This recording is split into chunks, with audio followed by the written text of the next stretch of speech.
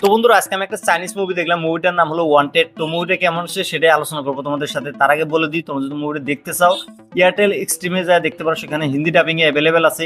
अच्छा हमको सिखा এই মুভিটা দেখার জন্য তোমাদেরকে 1 ঘন্টা 27 মিনিট সময় দিতে লাগবে।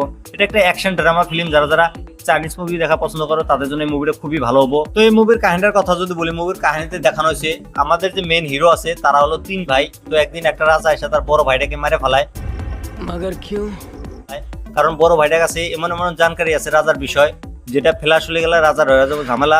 তো সেই কারণে রাজাটা তার বড় ভাইটাকে মারে ফেলায়। তো বড় ভাইটা মারা যাওয়ার টাইমে তার একটা ছোট বাচ্চা আছে, তাকে সবকিছু বলে যায়। তো তারপর রাজাটা সেনা পাঠায় সেই ছোট বাচ্চাটাকে মারার জন্য। তারপর আমাদের যে হিরো আছে সে কিভাবে তার ভাস্তিকে বাঁচাবো সেটা যদি জানতে চাও আর দেখতে চাও, তাহলে তোমাদেরকে এই মুভিটা দেখতে লাগবে এয়ারটেল এক্সট্রিমে।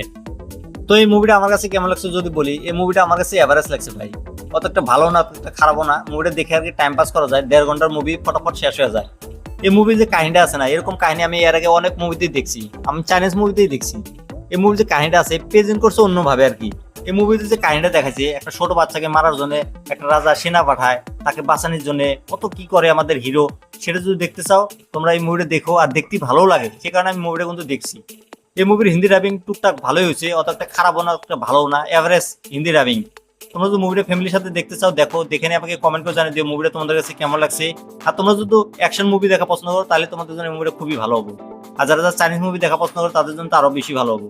এই মুভির সিনেমাটোগ্রাফি খুবই ভালো, ডাইরেকশন খুবই ভালো আছে, অ্যাকশন সিনগুলো খুব ভালোভাবে দেখাইছে, তরোয়াল ফাইট হাতাপাই অল্প দেখাইছে, বাস ঠিকঠাক ভালো অ্যাক্টিং করছে সবাই।